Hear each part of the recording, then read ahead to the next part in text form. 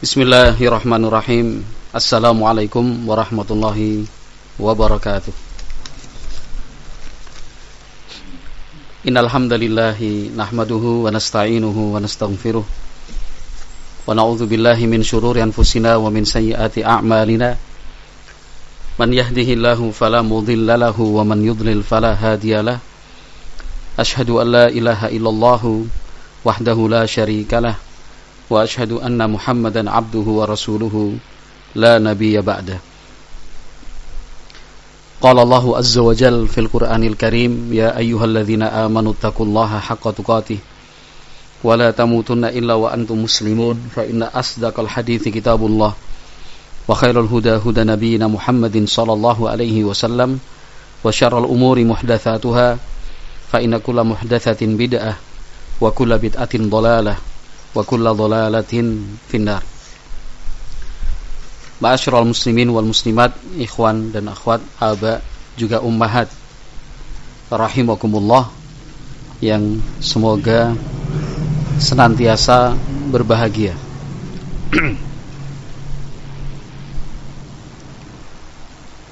Para ulama kita secara serius dan sungguh-sungguh menghimpun serta mengumpulkan berbagai macam cerita, sejumlah kisah untuk disajikan bagi umat, termasuk kita semua, dalam banyak hal tentang berbagai perkara, supaya ada pegangan untuk hidup, agar kita mencontoh serta meneladani mereka. Kisah-kisah yang mereka kumpulkan dan himpunkan itu bukan kisah tanpa makna, bukan cerita belaka, tetapi kisah-kisah itu dikumpulkan agar kita mau mengambil manfaat, termasuk pembahasan yang ingin kita singgung secara ringkas pada kesempatan sore yang cerah ini, memuliakan dan menghormati seorang guru yang tentunya telah memberikan sekian banyak manfaat untuk kita. Penghormatan, sikap memuliakan terhadap guru, entah itu disebut sebagai ulama ataukah dinamakan ustadz, seorang alim, pengajar, musyrif, musyrifah, ustadzah, atau apapunlah sebutannya itu, selama memberi manfaat untuk kita, terutama ilmu agama, walaupun sedikit, meskipun seujung kuku, walaupun secuil, tetap saja kita sebut sebagai seorang guru. Apalagi lebih dari itu, waktu yang diberikan, kesempatan yang dibagikan untuk kita, lalu kita bisa menyerap dan menimba ilmu, tentu harus lebih kita hormati dan lebih kita muliakan lagi. Seorang khalifah sekalipun, secara status dan kedudukan atau jabatan tertinggi di tengah-tengah kaum muslimin, memuliakan dan menghormati mereka yang berilmu. Apalagi kita.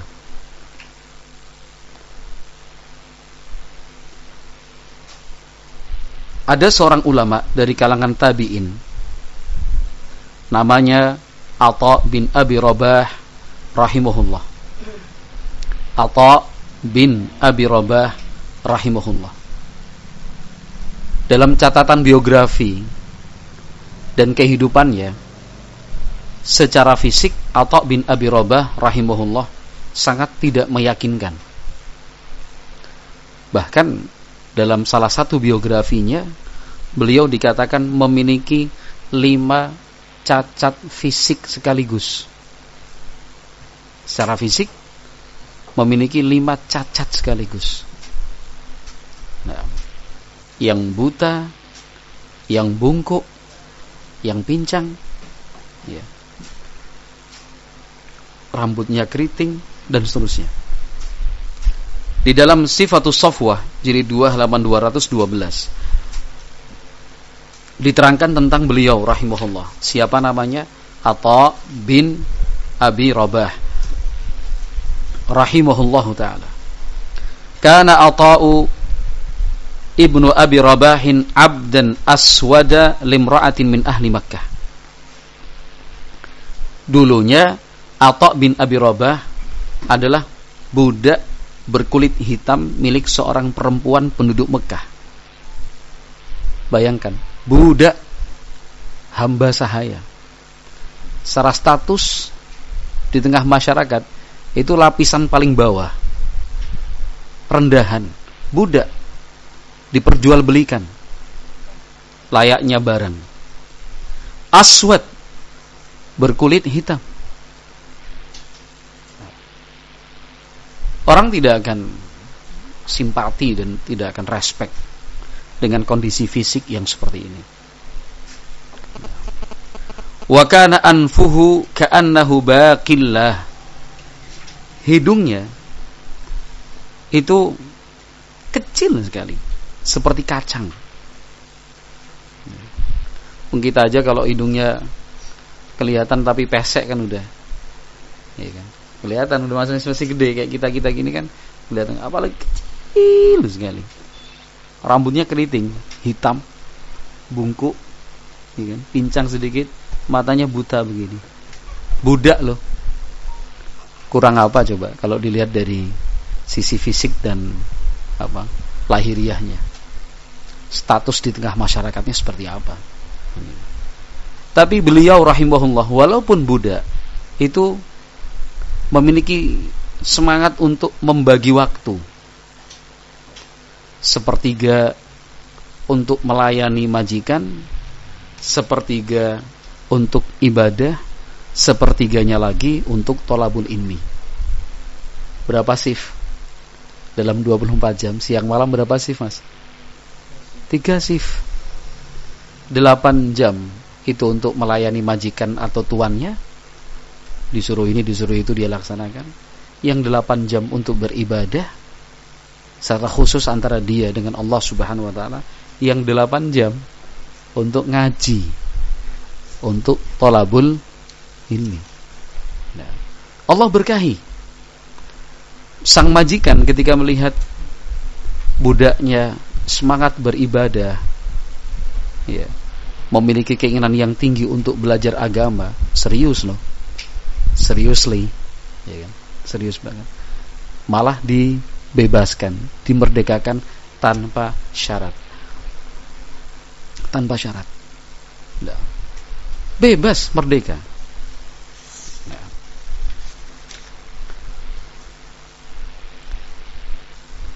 Di setiap zaman pasti seperti itu, Mas. Siapapun orang yang bekerja dan bekerjanya bagus, jujur, amanah, terpercaya, tidak berkhianat, tepat waktu, disiplin, pasti disayang sama pimpinan. Pasti disayang sama pimpinan. Ketika suatu saat melakukan kesalahan, diabaikan, kan dilupakan. Nah, kalau untuk kita ya, walaupun celananya cingkrang, ya, memelihara jenggot panjang, ya kan, jidatnya ada tanda hitam 3 atau 2, tidak akan disentuh oleh pimpinan, tidak akan ditekan. Kenapa? Kinerjanya bagus, etos semangatnya tinggi, disiplin, tepat waktu. Ketika diperiksa, dicek, dalam pengawasan, bagus kerjanya anak ini. Ini udahlah, biarkan terserah kamu lah mau bikin apa. Kenapa? Bagus. Tidak ada yang dikritik di situ. Itu bisa kita contoh dari biografi Atha bin Abi Rabah rahimahullahu ta'ala. Nah, Atha bin Abi Rabah itu secara fisik demikian. Secara fisik udah mengumpulkan beberapa bentuk cacat. Yang kedua secara statusnya hanya budak. Setelah bebas tetap saja dia dipanggil sebagai apa? Maula. Maula itu mantan budak. Nggak ada orang langsung menyebut orang merdeka, pasti dibilang mantan budak. Padahal udah merdeka. Dan itu panggilan akan turun-temurun. Kan itu. Punya anak, punya cucu, cucunya akan bilang, simbahnya dulu itu mantan budak. Akan disebut. Itu secara status. Nah, ilmu telah meninggikan derajat beliau rahimahullahu ta'ala. Sehingga dikatakan para ulama bahwa di zamannya tidak ada yang lebih mengerti dan lebih memahami tentang manasik haji dan umrah dibandingkan Atha bin Abi Rabah rahimahullah ta'ala. Ahli di bidang manasik haji dan umrah. Padahal di zaman itu adalah zaman tabi'in. Banyak juga ulama-ulama yang lain. Tetapi yang dikatakan paling mengerti dan paling faham tentang ilmu manasik haji dan umrah adalah Atha bin Abi Rabah rahimahullah. Sampai-sampai beliau diminta dan ditetapkan oleh gubernur Mekah ketika itu untuk menjadi mufti. Apa itu mufti? Pemberi dan penyampai fatwa. Duduk menyelenggarakan majlis di Masjidil Haram. Enggak sembarangan orang menyelenggarakan majlis di Masjidil Haram. Kalau kita sekarang enggak sembarangan mengadakan daurah, enggak sembarangan mengadakan taklim. Enggak. Atha bin Abi Rabah rahimahullahu ta'ala ditetapkan untuk menyelenggarakan majlis ilmu di Masjidil Haram. Nah, cerita yang ingin kita angkat adalah Ja'a Sulaiman ibnu Abdul Malik Amirul Mukminin ila Atha wa huwa wa benahu. Jadi di musim haji ceritanya ini. Di musim haji Khalifah Sulaiman bin Abdul Malik rahimahullah itu Amirul Mukminin. Amirul Mukminin dari Bani Abbasiyah atau dari Bani Umayyah? Abbasiyah wa Umayyah. Jangan yang dihafalin perang dunia pertama sama perang dunia kedua aja. First World War sama Second World War. Daulah Abbasiyah dengan Umayyah lebih dulu mana? Hah?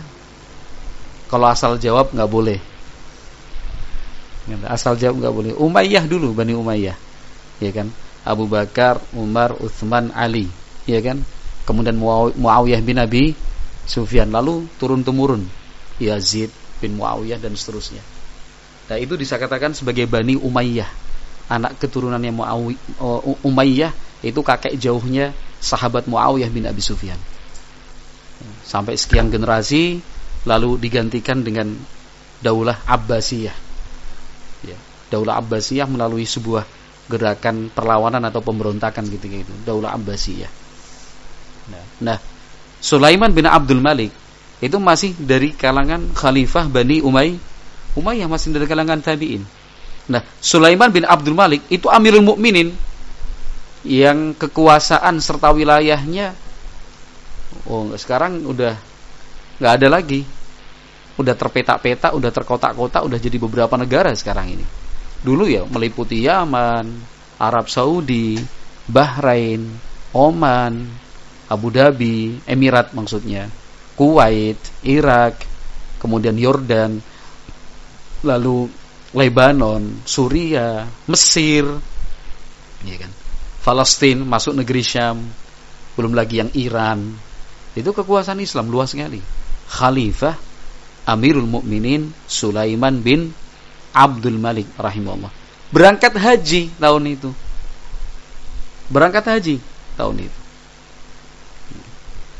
Sesampainya di Masjidil Haram, ya, sampai di Masjidil Haram dalam satu kesempatan, beliau ditemani oleh kedua anak laki-lakinya. Ketika pengawal khalifah ini ingin membuka jalan, mencarikan tempat yang lapang, Itu Khalifah Sulaiman bin Abdul Malik menolak, jangan. Karena sekarang ini, di tempat ini, saya hanyalah seorang muslim seperti kaum muslimin lainnya. Ketawaduan dan kerendahan hati Khalifah Sulaiman bin Abdul Malik rahimahullah. Siapa yang dituju? Jawabannya jelas, Atha bin Abi Rabah rahimahullah ta'ala. Jadi ketika itu Atha bin Abi Rabah kan menyelenggarakan majelis ilmu. Ya. Orang datang berkumpul bermajelis, rame halaqahnya. Khalifah Sulaiman bin Abdul Malik ikut di majelis tersebut. Nah, ikut di majelis tersebut. Bahkan kedua anaknya diminta untuk ikut. Begitu. Mau dicarikan jalan sama pengawalnya, enggak usah. Fajalasu ilaihi wa huwa yusalli. Orang udah duduk semua teratur rapi, Atha bin Abi Rabah baru salat sunnah. Falamma shalla infatala ilaihim. Selesai salat, Atha bin Abi Rabah rahimahullahu taala memulai majelis tersebut. Famazalu yas'alunahu an manasikil haji wa qad hawwala qafahu ilaihim. Orang-orang yang hadir ketika itu bertanya tentang hukum-hukum manasik haji. Kan mereka faham dan juga mengerti bahwa Atha bin Abi Rabah adalah ulama yang paling menguasai ilmu manasik haji.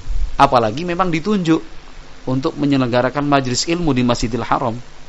Jadi orang-orang memang sengaja datang ke sana tanya, kalau seperti ini hukumnya apa? Kalau demikian bagaimana? Kalau seperti ini apa ada larangannya? Kalau demikian dilanggar, terus kafarahnya apa? Apa yang harus saya lakukan? Pertanyaan seperti itu diajukan. Khalifah Sulaiman bin Abdul Malik juga termasuk yang ingin bertanya. Angkat tangan. Atau isyarat yang lain. Enggak dihiraukan. Sampai batas waktu tertentu, Atha bin Abi Rabah rahimahullahu ta'ala merasa udah cukup waktu yang diberikan, udah selesai.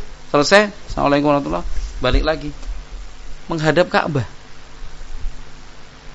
Tadi kan sholat, ya kan? Menghadap Ka'bah. Selesai sholat kan balik arah. Ada pertanyaan, tanya. Udah merasa cukup, balik lagi. Rahimahullahu ta'ala. Padahal di situ ada siapa tadi? Sulaiman bin Abdul Malik, Amirul Mukminin, rahimahullahu ta'ala. Tsumma qala Sulaimanu li ibnaihi. Di sana Khalifah Sulaiman mengatakan kepada kedua anaknya, "Kuma, ayo kita pulang." Faqama. Lalu kedua anaknya pun ikut berdiri ingin pulang. Faqala. Di sanalah Sulaiman bin Abdul Malik rahimahullah, Amirul Mukminin mengatakan, "Ya bunayya, la taniya fi talabil ilmi. Fa inni la ansa dhullana baina yaday hadzal 'abdil aswad." Kata Sulaiman bin Abdul Malik rahimahullahu taala, anakku, maksudnya kepada kedua anaknya tadi, jangan sekali-kali lelah engkau menuntut ilmu. Jangan engkau jenuh talabul ilmi. Sungguh saya tidak akan melupakan momen saat ini, betapa rendahnya kedudukan kita di hadapan mantan budak berkulit hitam itu. Berkulit hitam itu. Rahimahullahu ta'ala. Di sini bukannya Atha bin Abi Rabah tidak memuliakan Amirul Mukminin, bukan. Nah, tapi beliau sebagai seorang alim yang menyelenggarakan majelis ilmu punya hak untuk menentukan kapan dimulai dan kapan diakhiri. Sementara yang bertanya sebelum hadirnya Amirul Mukminin lebih banyak, maka Atha bin Abi Rabah mendahulukan mereka-mereka yang lebih awal datang. Sampai waktu habis, tidak ada kesempatan untuk Khalifah Sulaiman bin Abdul Malik rahimahullahu ta'ala.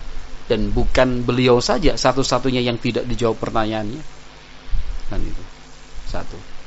Yang kedua, Khalifah Sulaiman bin Abdul Malik rahimahullahu ta'ala adalah khalifah yang saleh. Nah, khalifah yang saleh. Beliau tidak marah, tidak pula tersinggung. Bahkan sebagai ayah, saat itu juga memberi pengertian kepada kedua anak laki-lakinya. bahwa ternyata jalur yang lebih baik, jalan yang paling bagus, bukan jalur kekuasaan, bukan jalan pemerintahan, bukan, tetapi thalabul ilmi, menuntut ilmu agama. Nah, yang menjadi titik pembahasan kita pada kesempatan sore hari ini, lihatlah saudaraku rahimakallah, bahwa di zaman itu para ulama, mereka yang berilmu dimuliakan, dihormati. Sampai pun seorang khalifah, Amirul Mukminin, yang kekuasaannya ketika itu sudah bisa dikatakan tak terbatas kalau dibandingkan dengan kerajaan atau daerah-daerah yang lain, tetap mau duduk di hadapan ulama bermajlis mempelajari agama. Nah, di dalam Syiar A'lamin Nubala jilid 8 halaman 384, Al-Imam Az-Zahabi rahimahullahu taala menyebutkan sebuah kisah tentang Harun Ar-Rasyid. Siapa Harun Ar-Rasyid? Khalifah. Gelarnya saja Ar-Rasyid. Apa arti Ar-Rasyid? Yang terbimbing, yang bijaksana, ya, yang adil. Harun Ar-Rasyid, seorang khalifah saleh. Setahun beliau berangkat haji, setahun di garis perbatasan untuk berjihad fisabilillah. Itu Harun Ar-Rasyid. Hiasannya Bani Umayyah. Hiasannya Bani Umayyah. Kenapa? Kesalehannya, ibadahnya, keilmuannya, kedermawanannya, jihadnya, puasanya. Itu Harun Ar-Rasyid. Nah, rahimahullahu ta'ala. Disebutkan dalam riwayat itu bahwa qadimar Rasyidu Ar-Raqqah. Ketika itu Harun Ar-Rasyid tiba di daerah Raqqah.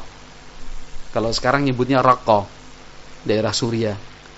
Ya, daerah konflik juga beberapa waktu yang lalu, tulisannya R-A-Q-Q-A, Raqqa. Sebuah kota besar di daerah Syam. Harun Ar-Rasyid tiba di daerah itu, fanjafalan nasu khalfa Ibnil Mubarak wa taqatta'atin ni'al wartafa'atil ghabarah. Pada saat yang bersamaan, rombongan orang dalam jumlah yang banyak itu ternyata mengikuti seseorang dari arah belakangnya. Digambarkan di dalam riwayat ini wa taqatta'atin ni'al, sampai sebagian sandal itu putus karena orang ngejar gitu seseorang. Wartafa'atil ghabarah, debu itu naik. Fa asyrafat ummu waladin li amiril mu'minin min burjin min qasril khashab. Karena suasananya gaduh ya, suasananya rame kan, orang rombongan. Maka salah seorang kalau kita bahasakan ya, salah seorang istri dari Amirul Mukminin Harun Ar-Rasyid itu kemudian juga terkejut, ada apa ini, penasaran kan. Lalu dari atas istana khalifah yang terbuat dari kayu, istri Amirul Mukminin Harun Ar-Rasyid terus lihat, lalu tanya kepada pelayan atau pengawal, mahadza, ada kejadian apa itu kok ramai sekali. Jadi pemandangan yang baru bagi istri khalifah. Orang ramai sekali, berjubel-jubel, debu naik. Hanya karena apa? Mengikuti satu orang. Siapa itu? Qalu, orang-orang yang ada di sampingnya, pelayan atau pengawal menjawab, alimun min ahli Khurasan qadima. Seorang alim, orang berilmu dari negeri Khurasan baru saja tiba. Nah, siapa yang dimaksud di situ? Abdullah ibnul Mubarak rahimahullah ta'ala, yang kemudian kita sering sebut dengan Ibnul Mubarak. Jadi Khalifah Amirul Mukminin sampai di Raqqah, Suriah, sekarang Syam. Nah, pada saat yang bersamaan Ibnul Mubarak rahimahullah ta'ala juga datang dari Khurasan. Sama-sama rame, sama-sama rombongan juga. Nah, tapi ternyata rombongannya Ibnu Mubarak rahimahullah ta'ala jauh lebih meriah, lebih riuh. Qalat, kata sang istri, istrinya khalifah sendiri, hadza wallahil mulku la mulku Harun. Demi Allah, sudah ini yang disebut dengan kekuasaan, bukan kekuasaan yang sekarang dipegang oleh Harun, suaminya sendiri. Alladzi la yajma'un nasa illa bisyuratin wa a'wanin. Seorang khalifah yang tidak bisa mengumpulkan massa kecuali dengan bantuan polisi dan pengawal. Kumpul orang. Ini yang membedakan. Ini yang membedakan. Seorang alim, seorang ulama dengan tulus, sepenuh hati, orang-orang mau menyambut, menghormati, memuliakan. Kisah ini pun merupakan bukti bahwa para ulama di zaman itu, seorang alim itu benar-benar dihormati, dimuliakan. Nah, betul-betul dimuliakan dan dihormati. Rahimahumullahu ta'ala. Ibnu Abbas radhiyallahu anhuma itu pernah melepas kepergian Zaid bin Thabit radhiyallahu anhu.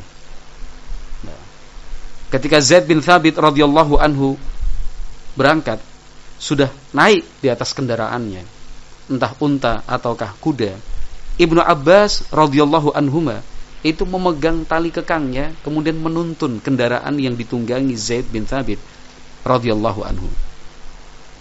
Zaid bin Thabit enggak mau. Kata Zaid bin Thabit, "Tanahha ya ibna ammi Rasulillah sallallahu alaihi wasallam." Kata Zaid bin Thabit, "Minggir. Jangan. Anak paman Rasulullah sallallahu alaihi wasallam, jangan." Kan itu. Jadi Zaid bin Thabit merasa sungkan. Kenapa? Karena Ibnu Abbas radhiyallahu anhuma adalah sepupu Rasulullah sallallahu alaihi wasallam. Ibnu Abbas adalah sepupu Rasulullah sallallahu alaihi wasallam. Enggak enak rasanya, sungkan. Naik kendaraan malah dituntun oleh Ibnu Abbas radhiyallahu anhuma. Faqala, maka Ibnu Abbas radhiyallahu anhuma menyampaikan alasannya. Kata Ibnu Abbas, "Inna hakadha naf'alu bi ulama'ina wa kubara'ina." Kata Ibnu Abbas radhiyallahu anhuma, sungguh sudah demikianlah seharusnya kami menghormati ulama-ulama kami dan orang tua kami. Ibnu Abbas seorang sahabat mulia, memiliki kedekatan nasab dengan Nabi Muhammad alaihi salatu wassalam, ahli tafsir di kalangan sahabat radhiyallahu anhum. Beliau memuliakan dan menghormati sahabat Zaid bin Thabit radhiyallahu anhu. Karena Zaid bin Thabit pun di kalangan sahabat memiliki kedudukan istimewa. Zaid bin Thabit radhiyallahu anhu mempunyai kelebihan dibandingkan sahabat-sahabat yang lain. Beliau adalah orang yang kita semua berhutang kebaikan kepadanya. Karena Al-Quran yang kita pegang sekarang ini, Al-Quran yang kita baca sekarang ini, itu adalah hasil jerih payah sahabat Zaid bin Thabit radhiyallahu ta'ala anhu dan mereka yang membantu. Zaid bin Thabit yang mengumpulkan Al-Quranul Karim. Mengumpulkan Al-Quranul Karim. Kenapa? Khawatir lupa, khawatir hilang. Maka para sahabat ketika itu, terutama Abu Bakar As-Siddiq radhiyallahu ta'ala anhu, memiliki keputusan, kumpulkan Al-Quran, jadikan satu, kumpulkan, tulis. Nah, kemudian di zaman Utsman ibnu Affan radhiyallahu ta'ala anhu diberlakukan ketetapan semua Al-Quran yang ada itu dimusnahkan, kecuali yang sekarang ini sedang disusun kembali oleh Zaid bin Thabit beserta timnya. Karena terjadi perbedaan cara baca, ya kan, logat dan dialek. Nah, sementara Islam itu sudah tersebar kemana-mana, ya, ke penjuru dunia, sehingga yang masuk Islam bukan cuma orang Arab saja, orang ajam, non-Arab juga masuk Islam, sehingga muncul perbedaan-perbedaan yang ternyata berujung pada pertengkaran. Para sahabat radhiyallahu anhum ajmain tidak suka dengan yang seperti ini, berujung pada pertengkaran, salah faham. Maka dicarilah solusi. Solusinya apa? Udahlah, Al-Quran diseragamkan sekarang. Siapa yang menjadi pimpinan atau ketua tim saat itu? Zaid bin Thabit radhiyallahu ta'ala anhu. Artinya Zaid bin Thabit itu adalah seorang sahabat yang juga memiliki kedudukan khusus di kalangan para sahabat. radhiyallahu anhu. Nah, Ibnu Abbas yang juga memiliki kedudukan tinggi karena beliau selain sahabat adalah sepupu Nabi Muhammad alaihi salatu wasallam, ahli tafsir, alim di kalangan para sahabat. Itu memberi contoh dan teladan untuk kita dalam memuliakan dan menghormati orang alim. Apa yang dilakukan Ibnu Abbas radhiyallahu anhu? Menuntun kendaraannya siapa? Kendaraan siapa? Zaid bin Thabit radhiyallahu anhu. Beliau katakan, "Inna hakadha naf'alu bi ulama'ina wa kubara'ina." Sungguh sudah seperti inilah kami semestinya berbuat terhadap ulama-ulama kami dan orang tua kami radhiyallahu anhum ajmain. Nah, di sini ikhwati fillah rahimani wa rahimakumullah. Di sini rahimani wa rahimakumullah, kita bisa menyimpulkan bahwa seorang alim itu harus dimuliakan, dihormati. Dimuliakan, dihormati. Sekecil apapun dan sesedikit apapun ilmu yang pernah disampaikannya untuk kita. Apalagi lebih dari itu. Bukan hanya menyampaikan ilmu, tetapi membimbing, mengarahkan dalam banyak hal. Andaikan kita hitung, kita sendiri sudah lupa berapa banyak dan berapa kali kita dibimbing dan diarahkan oleh guru, alim, ustadz kita. Ustadz kita bukan hanya menyampaikan ilmu, tetapi juga berusaha untuk selalu hadir ketika kita membutuhkan. Saat dihadapkan dengan satu pertanyaan yang belum kita ketahui jawabannya, maka ustadzlah yang kemudian berusaha mencarikan jawabannya untuk kita semaksimal mungkin sebatas ilmu yang dimiliki. Hutang budi kita kepada ustadz itu tidak bisa dinilai. Bahkan sebagian ulama mengatakan hutang kita kepada seorang ustadz lebih besar daripada hutang kita kepada orang tua kandung sendiri. Karena kedua orang tua kandung kita berusaha untuk menyelamatkan kita dari api dunia. Sementara ustadz, seorang alim, berusaha untuk menyelamatkan kita dari api neraka dengan ilmu-ilmunya. Ilmu-ilmunya. Kadang-kadang kita perlu bertanya, apa yang sudah kita berikan untuk guru kita? Apa yang sudah kita berikan untuk ustadz kita? Nah, ini pertanyaan menggugah kita sebagai murid. Saya ulangi kembali, pertanyaan ini kita angkat sebagai seorang murid. Bukan karena statusnya ustadz, bukan, tapi kita sebagai seorang murid. Apa yang sudah kita berikan kepada ustadz kita, kepada guru agama kita, kepada pengajar Islam, hukum-hukum dan yang lainnya. Berapa banyak ayat sudah dibacakan untuk kita, diterangkan dengan membaca keterangan ahli tafsirnya. Berapa banyak hadis-hadis Rasulullah SAW yang sudah disampaikan untuk kita. Ada banyak hal yang dulu tidak kita ketahui, sekarang sudah kita mengerti. Melalui siapa? Melalui guru kita, melalui ustaz kita. Melalui mereka. Nah, apakah itu bisa dinilai dengan rupiah? Tidak mungkin. Walaupun dengan dolar, yen atau pound sterling, euro, enggak juga. Dengan uang emas dan uang perak juga enggak mungkin. Karena ilmu itu tidak bisa dinilai dengan uang. Ya, tidak bisa dinilai dengan uang. Cobalah sebagai perbandingan saja. Coba sebagai sebuah perbandingan. Walaupun tidak mungkin bisa diperbandingkan, tapi ini perlu kita lakukan agar kita lebih sadar. Coba kita bandingkan untuk pelajaran-pelajaran yang sifatnya umum. Kemudian dibukalah program bimbel, bimbingan belajar, atau misalkan privat. Entah itu matematika, bahasa Indonesia, bahasa Inggris, fisika, kimia, biologi, atau apapun itu sekarang. Biayanya sekarang ini mahal atau murah? Mahal atau murah sekarang? Hitungannya apa? Sekali pertemuan per jam? Per jam. Berapa per jam? Ada yang tahu nggak? Untuk contoh aja. Per jamnya berapa? Mestinya ada yang tahu dong. Per jamnya berapa? Variatif. Ya umumnya lah paling murah deh.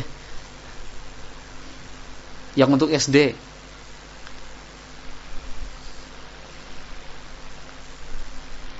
Nggak apa-apa, untuk bahan perbandingan aja. Yang tahu silahkan loh. 150.000 per 8 pertemuan. Berarti per pertemuan berapa itu? 150 bagi 8. Apa? 20.000. Itu kan bukan privat orang per orang kan? Per kelas kan? Per kelas. Jadi kalau misalkan per kelas isinya 5, ya berarti 5 kali 150 ya kan? Berapa tuh? 5 kali 150. 950 ya? 750. 8 kali pertemuan. Masya Allah. Itu matematika mas, tingkat SD. Yang manfaatnya belum tentu bisa dirasakan seterusnya. Belum tentu bisa dirasakan seterusnya. Itu belum yang lain-lain. Nah, walhamdulillah kita sekarang, masya Allah, di lingkungan dan di komunitas kita, ya, apa yang sudah bisa kita berikan untuk pengajar-pengajar kita, ustadz-ustadz kita, belum sebanding. Kenapa? Karena yang disampaikan oleh guru kita, ustadz kita, bukan hanya menyangkut kebaikan dunia, tetapi juga menyangkut kebaikan akhirat kita, surga tujuannya.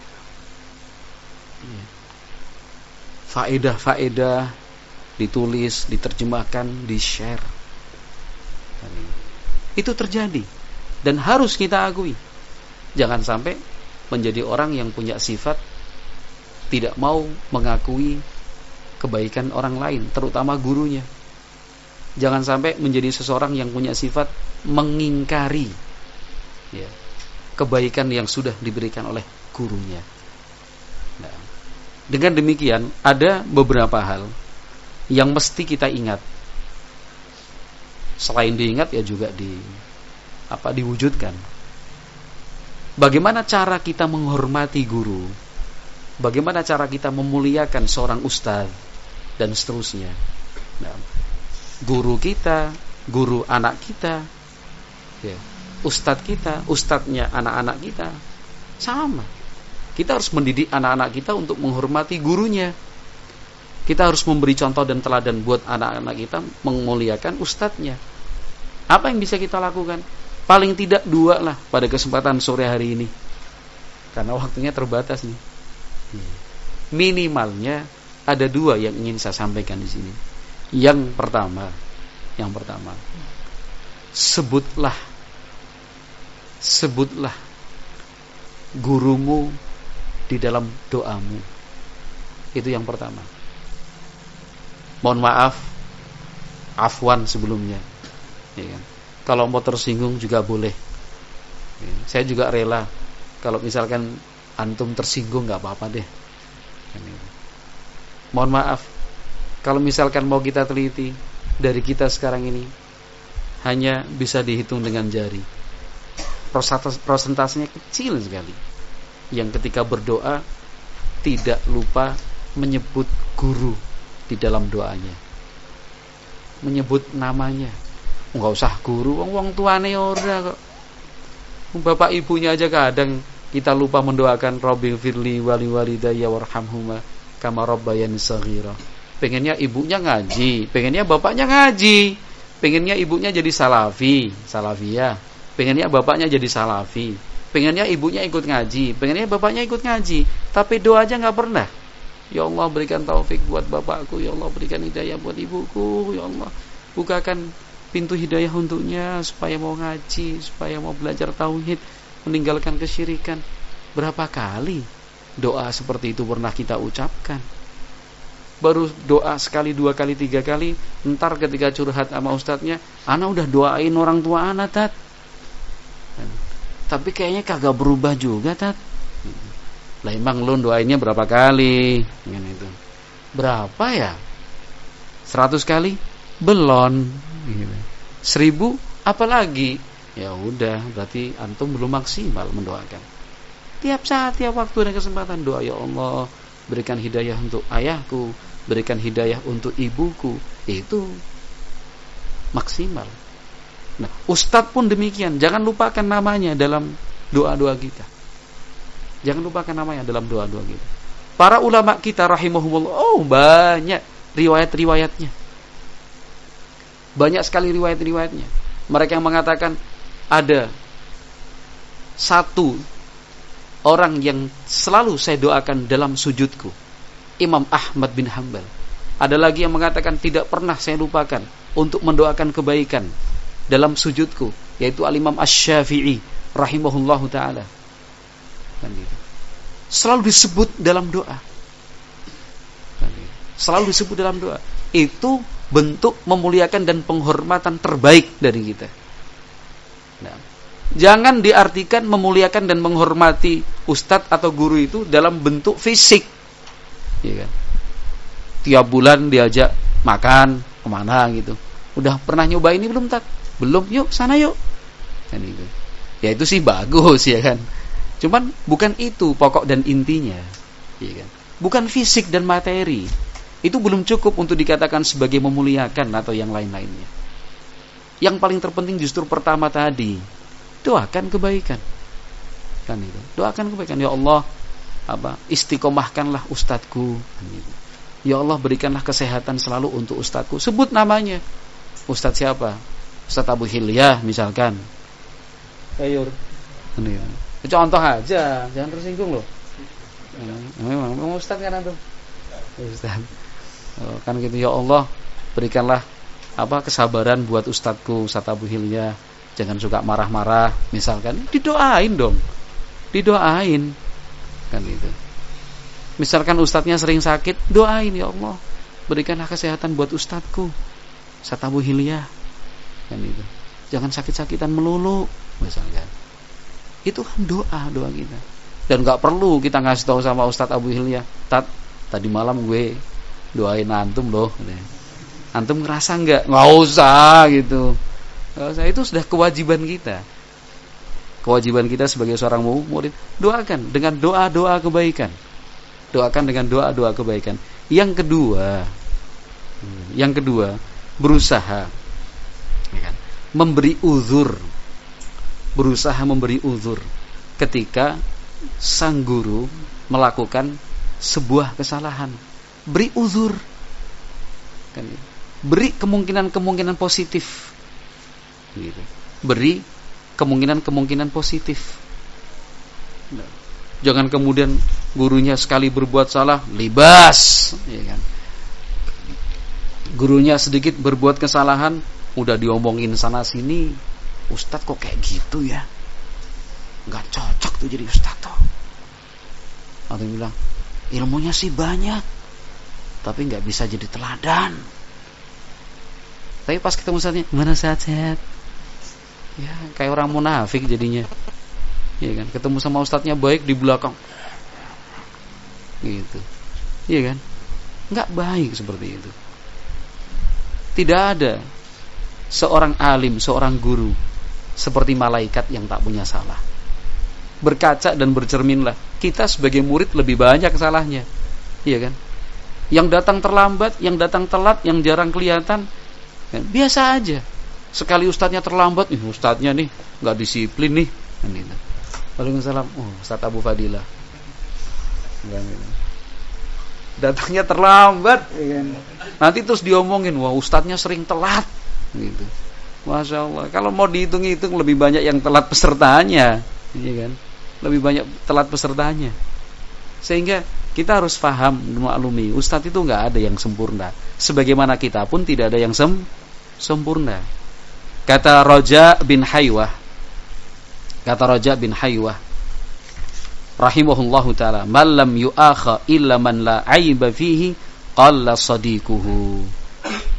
Barang siapa yang memilih teman dengan kriteria tidak punya kekurangan, dia nggak akan pernah punya teman. Ya kan? Dia tidak akan pernah punya teman. Wa man ataba ikhwanahu ala kulli dzanbin kathura aduwuhu.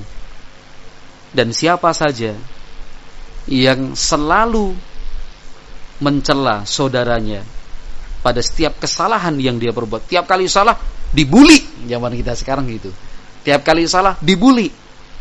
Kata Raja bin Haywah rahimahullah, kathura aduwuhu. Orang seperti ini musuhnya pasti banyak. Orang seperti ini musuhnya pasti banyak. Ya, siapa yang mau ada teman seperti itu yang sempurna, gak ada salah, gak ada kurangnya? Nah, kata Sa'id Ibnul Musayyib rahimahullah, innahu laisa min syarifin wala alimin wala dhi fadlin illa wa fihi aibun. Lakin minan nasi man la yanbaghi an tudhkara uyubuhu man kana fadluhu akthar min naqsihi wuhiba naqsuhu li fadlihi. Kata Sa'id Ibnul Musayyib, seorang ulama tabi'in, sungguh tidak ada satupun orang yang punya kedudukan, tidak ada satupun orang alim atau seseorang yang punya kelebihan, kecuali pasti dia punya aib. Wah, ada yang gak punya aib. Jangan aku, kalau gua mah kayaknya enggak ya. Oh, bohong. Jago nutupin aja dia. Jago apa? Pinter menyembunyikan. Gak ada yang gak punya cacat. Mau dicari satu-satu? Jangan. Karena semuanya akhirnya akan ketahuan kan itu. Ada yang cacat kita lakukan terang-terangan, ada cacat yang kita lakukan secara sembunyi-sembunyi, nggak ketahuan orang. Udahlah, kita sama-sama ngerti. Nggak usah merasa dirinya itu nggak punya cacat, nggak punya kekurangan, sama kan itu. Bedanya kalau seorang ustadz itu sekali dia berbuat salah langsung kan itu. Tapi kalau yang biasa melakukan salah, lah biasa. Padahal sama. Kita sama-sama manusia. Ya. Kata Sa'id Ibnul Musayyib, lakin minan nas, tapi ada loh orang yang tidak patut kalau cacatnya itu kemudian diceritakan ke sana dan kemari. Siapa? Man kana fadluhu akthar min naqsihi. Orang yang kebaikannya, kelebihannya lebih banyak, maka cacatnya, aibnya tadi bisa tertutup. Nah, selama dia tidak terang-terangan, selama dia tidak bermujaharah melakukan aib, kesalahan dan dosa itu, dia tidak terang-terangan, dia tidak berbangga, selama tidak seperti itu, tutupi. Nah, habis waktunya. Oh ya. Maksimal jam 17.20, ditunggu Setu. Sekarang baru Senin. Iya kan, Selasa, Rabu, Kamis, Jumat, Setu. Ternyata Setu. Oh, kan ternyata Setu. Nah itu, 8:30 lewat. Ya kan, lewat. Ya begitulah. Jadi itu dua hal yang ingin saya sampaikan. Dimanapun dan kepada siapapun sama. Ya, kepada siapapun dimanapun sama nasihatnya. Dan kalau sudah kita berbicara tentang keharusan untuk memuliakan guru, nggak usah banyak-banyak lah. Kalau terlalu banyak entar lupa semua, malah nggak dilakukan, nggak diamalkan, repot malah. Cukup 2 aja. Pertama tadi apa? Sebut apa? Sebut dalam doa kita. Sebut namanya. Jangan cuma disebut doang, didoakan juga dong maksudnya. Ya kan? Sebut namanya dalam doa itu maksudnya apa? Didoakan dengan yang baik-baik. Didoakan yang baik-baik. Nggak usah cerita, nggak usah dipasang jadi status. Aku baru aja doain Ustadz Abu Fadilah, nggak usah kan itu. Terus ntar dibaca sama Ustadz Abu Fadilah, gimana tat, keren nggak? Ya kan, itu yang pertama, mendoakan kebaikan. Karena para ulama kita mencontohkan seperti itu. Yang kedua apa? Memberi uzur. Kalau misalkan Ustadz kok kayak gitu ya, beri uzur. Mungkin. Ada sekian banyak kemungkinan yang bisa kita munculkan, asalkan cara berpikir kita positif, ya kan? Asalkan cara berpikir kita positif, ya kan? Kita lihat Ustadz boncengin cewek cuma pakai jilbab, nggak pakai cadar, coba. Astagfirullah, Ustadz, naik motor nih, boncengin cewek, cuma pakai jilbab, masih muda, cakep lagi. Astagfirullahaladzim, Ustaz, kan gitu. Ya Allah, kan itu. Apa kita nggak bisa berpikir positif? Mungkin adiknya, mungkin nggak? Mungkin nggak? Mungkin adiknya, bibinya mungkin nggak? Istrinya? Oh enggak. Berarti kalau seperti itu, kemungkinan yang negatif kita ilangin aja, kan gitu ya. Yang positif aja. Mungkin adiknya, mungkin kakaknya, ya kan. Mungkin bibinya, bisa bibi dari bapak, bisa bibi dari ibu. Masih banyak kemungkinan. Gimana? Mungkin apa, Mas? Pada suara dari belakang. Kan itu. Atau kemungkinan yang lain, mungkin bukan Ustadz Ki. Nah, kok yang dilihat yang diboncengin aja. Iya ya, iya kan? Yang dilihat boncengin aja. Sekarang orang itu yang punya kemiripan ada apa banyak? Banyak, bukan cuma ada tapi banyak. Kita udah yakin Ustadz tuh gitu. Enggak, pas kita balik, lah Ustadz baru nongkrong di situ tuh, di gudang PLB. Terus tadi di sana siapa? Tadi bukan, salah toh. Padahal doh, Ustadz kayak gitu. Ternyata mirip. Tapi motornya, yang motor kan juga bisa minjem, bisa mirip. Bisa juga kita yang salah lihat, iya kan? Bisa juga kita yang salah lihat. Ada sekian banyak kemungkinan. Selagi, kata ulama kita, selagi masih ada satu kemungkinan, jangankan dua, selagi masih ada satu kemungkinan kita berpikir positif, berpikirlah positif, ya kan? Berpikirlah positif dan seterusnya lah. Itu tinggal kita aplikasikan aja, kita realisasikan dalam kehidupan sehari-hari. Itu dua itu aja lah, nggak usah banyak-banyak, ya kan? Dua itu, amalkan udah. Itu yang dua kalau diamalkan udah luar biasa tuh. Tadi ada satu pertanyaan. Pertanyaannya begini, apakah seorang ummahat atau ibu diperbolehkan mengisi atau menulis di buku komunikasi anaknya terkait dengan sekolah anaknya karena anaknya laki-laki atau banin? Apakah boleh atau tidak ibu tersebut menuliskan kalimat jazakumullah khairan dan barakallahu fikum di buku komunikasi tersebut? Masalahnya bukan boleh atau tidak boleh, bapaknya kemana nih? Nah, itu, ya kan? Bapaknya kemana nih? Nah. Hah? Jangan-jangan yatim. Ya. Hah? Siap. Tenang. Enggak usah grogi gitu kan. Iya. Jadi kita menjawabnya secara reguler aja. Secara reguler itu maksudnya apa? Ada ibu, ada bapak. Kalau dalam situasi seperti ini, bapak mestinya melaksanakan tugas, ya kan? Biarlah bapak yang menulis. Kenapa? Karena setiap laki-laki tidak boleh merasa aman dari dari perempuan. Walaupun itu hanya dalam bentuk tulisan tangan. Walaupun dalam bentuk tulisan tangan. Udahlah, kita sama-sama mengerti dan juga sama-sama memahami bahwa tulisan itu juga ya bisa menggoda, ya kan? Bagus banget tulisannya, belum kasih hiasan-hiasan ini segala macam, kan itu. Itu kita kesampingkan aja. Justru yang kita tekankan sekarang agar bapak berperan aktif menulis komunikasi di buku yang sudah disiapkan. Nah, masa nggak ada waktu sih hanya untuk menulis di buku komunikasi? Nah, sedemikian murahnya atau sedemikian tidak berharganya anak kita sampai kita tidak punya waktu, kan itu. Mana yang lebih mahal dan lebih berharga, anak atau harta? Anak lebih mahal harganya. Harta hilang bisa dicari, anak hilang menyesalnya seumur hidup.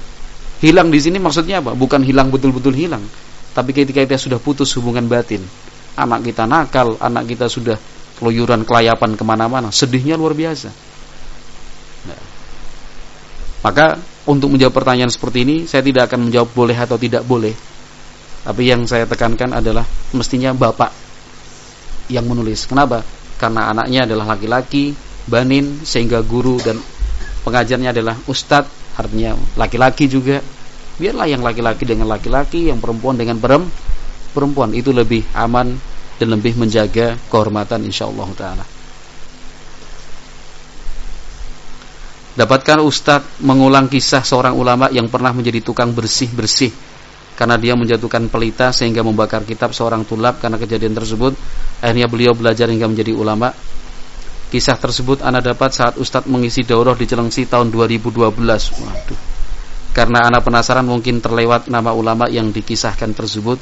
Hingga saat ini ana belum mendapat jawabannya. Jazakallahu. Ada namanya Al-Azhari rahimahullah, seorang ulama ahli nahwu dari Al-Azhar zaman dulu, bukan Al-Azhar zaman sekarang. Bukan tukang bersih-bersih, ya tukang bersih-bersih. Tapi secara khusus waktu itu tugasnya apa? Merawat lampu pelita. Merawat lampu pelita. Karena zaman dulu belum ada listrik ya. Belum ada listrik, jadi beliau itu bertugas untuk apa? Untuk ngecek tiap lampu-lampu di asrama mahasiswa Al-Azhar ketika itu, untuk ngecek minyaknya. Jadi sebelum malam dicek minyaknya, diisi, baru kemudian disulut pelita, lampu teplok ya kita bilang ya, apa? Sentir. Nah itu sentir. Nah suatu saat ketika sedang membersihkan seperti itu, jatuh minyaknya kena buku milik seorang mahasiswa di sana, seorang santri di sana. Akhirnya mahasiswa mungkin karena marah, bodoh kamu kan itu. Akhirnya kaget juga, tapi bener juga kan, bodoh kan itu. Akhirnya di situ beliau termotivasi untuk belajar. Akhirnya menjadi seorang ulama ahli nahwu rahimahullahu taala. Itu yang dimaksud.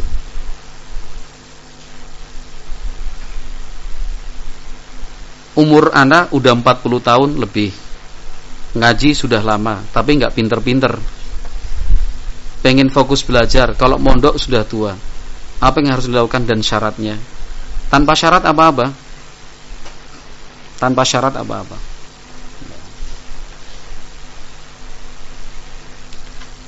Ilmu agama kita itu tidak hanya untuk yang muda. Bukan untuk yang muda saja, ilmu Islam itu.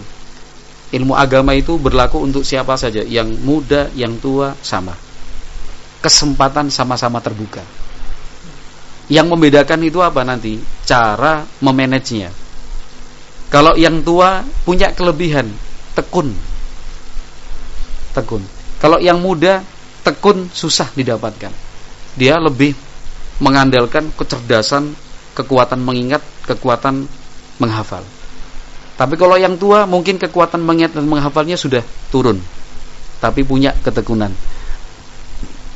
Orang yang tekun belajar pasti akan sukses. Al-Imam Al-Kisai An-Nahwi rahimahullah dulu seperti itu. Belajar sana, belajar sini, belajar sana. Sudah merasa gagal, pulang. Dalam perjalanan pulang rahimahullah ta'ala, beliau singgah di suatu tempat. Kemudian menyaksikan seekor semut bawa biji. Semut itu membawa biji, naik ke atas pagar, jatuh, naik, jatuh.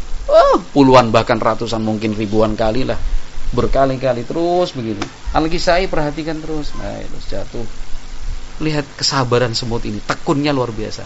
Sampai kemudian semut itu berhasil naik di atas pagar, melanjutkan perjalanannya. Kata Al-Kisai, masa saya kalah sama semut? Ya kan? Masa saya kalah sama semut?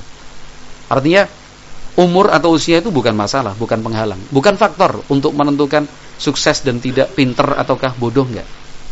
Kan itu.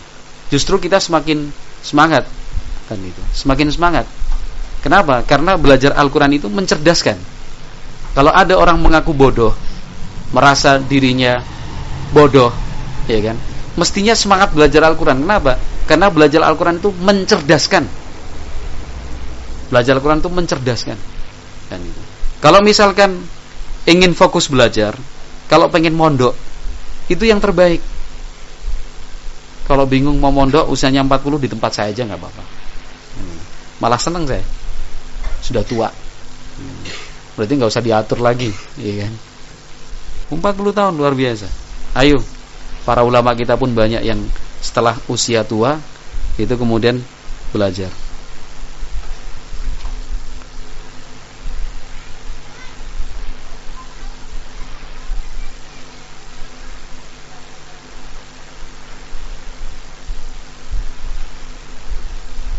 kayaknya sedang viral apa di tengah-tengah antum semua ini? Viral nih kayaknya nih. Ana merasa nih.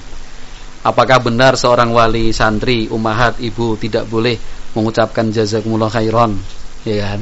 Pertanyaan sama dengan tadi di buku komunikasi kepada guru laki-laki. Apakah benar wali ummahat tidak diperbolehkan menulis pesan di buku komunikasi karena katanya dikhawatirkan terjadinya fitnah?